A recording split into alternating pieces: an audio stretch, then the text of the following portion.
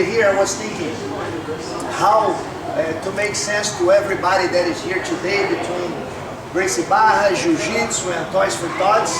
Probably the ones that are involved with the Gracie Barra for a longer period of time can't see a clear picture, but maybe the newer students are wondering where is exactly that connection, that link, right? To me, it's very clear, very easy to see, because I started studying at Gracie Barra when I was 12 years old, and I could feel over time Jiu-Jitsu affecting my life outside the mats.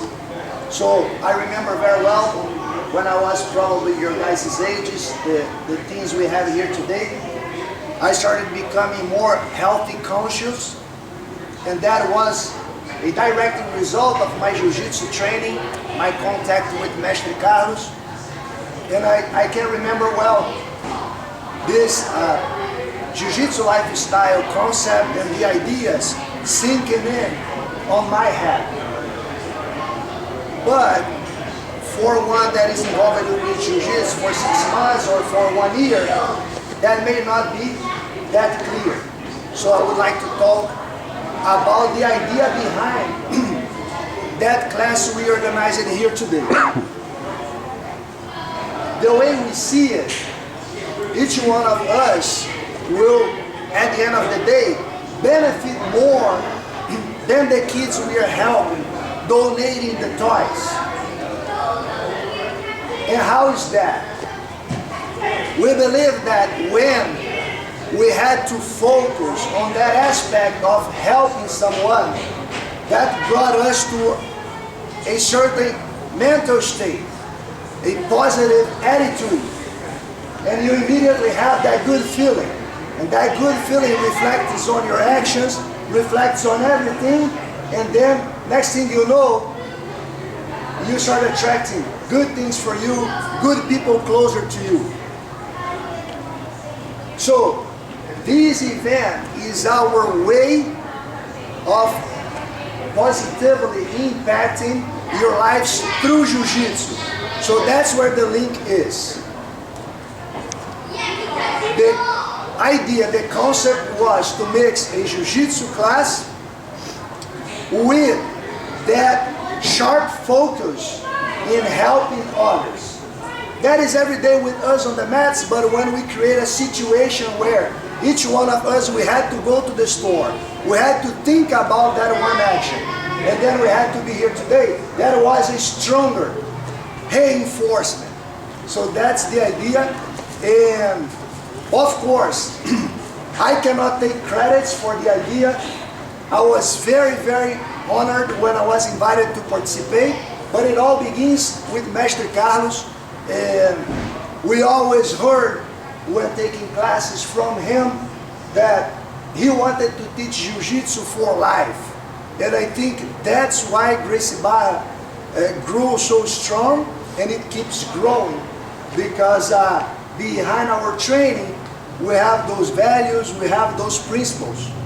And of course, great credit to the people working at Gracie Barra, the people running Gracie Barra, because I think they're very clever, keep finding different ways to reinforce that philosophy, to reinforce that culture, and to keep the legacy alive, like we say.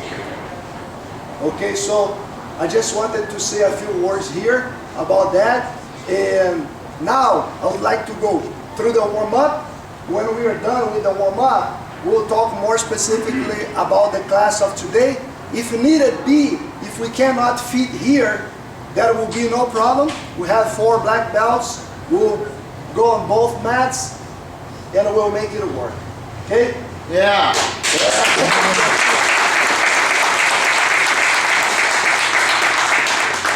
Okay, so let's about to begin.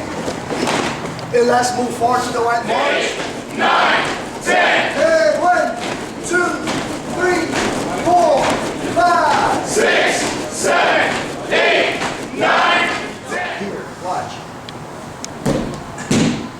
Very simple, but some people are able to off balance. Black belts with that simple swing. they learn certain details that make it very strong. I want to go through a couple of details with you here. One, if you sit on your side and keep up good posture, my left shoulder, I am doing my best to be really close to Professor's chest. My head is up. I'm trying to drive my upper body forward. I don't want to be flat on my back. Now, when I reach to this arm, ideally, I would like to fold his arm nicely underneath my armpit, but that never happens. He always pulls back the elbow. I think a great way for you to do this is to go very low, close to his wrist, and do not aim to pull. I think one of the best ways to do this with is to push his arm between his legs. Now when I go, Professor will stand up the leg, and he wants to make a balance. Now a very important detail. See my right leg? It's here, and it will be working a lot. When I tried for the first time, it didn't work. By using that leg, I can move myself to the side a little bit, and I'll push the mats. That gives me more pressure in the sweep. Sometimes, but I will keep his balance here halfway. I even push with my toes, what? Can I have that sweep? Professor, that was a nice move. Tell us why you showed that move today. I am showing that move because I want the guys to have a more offensive guard. Learning that move, they sit up. When they sit up, they open a lot for attacks. I don't want them to get on their comfort zone, have their backs flat, and open too much for the top person to take control and start passing. So that's why I'm showing this one first. Excellent, thank you. I want to get Professor's back, and he keeps closing that arm. If I try the sweep, he might try to post the hand. If he does, I get my grip underneath, I bring him up, and it will be a nice gift because I'll get his back. That's how you need to think in order to be good in Jiu-Jitsu. You need to almost take what he's offering. If you do not do this, you force yourself into the positions. You will not have the best skill level, and when you face someone physically stronger than you, your techniques will not work. Okay? So,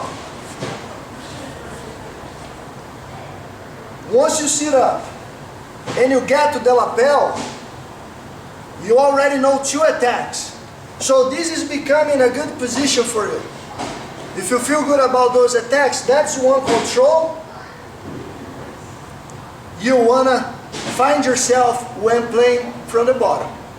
Now, we'll be talking about a third attack, and the one I think is the best one. Okay, that's when, from that position, you get underneath the arm, and now you pull him on top of you.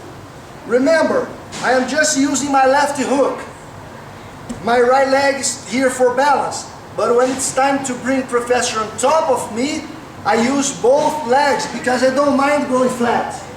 See, I'm not even feeling his weight. And he's not light, believe me.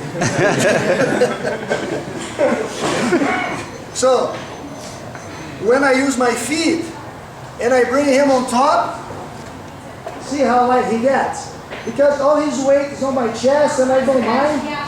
His hip and his leg are very light now. And if I do the proper setup in a way that he is opening his arm, he makes it very easy now to be directed this way a little bit. My head get underneath. Then I take this hook out and kick him to the side. There's no weight on top of me. I'll let the lapel go. I can easily climb. See, finish. Would like once more to thank each one of you for supporting the event, to embracing the idea of the seminar. And keep in mind what we spoke at the beginning.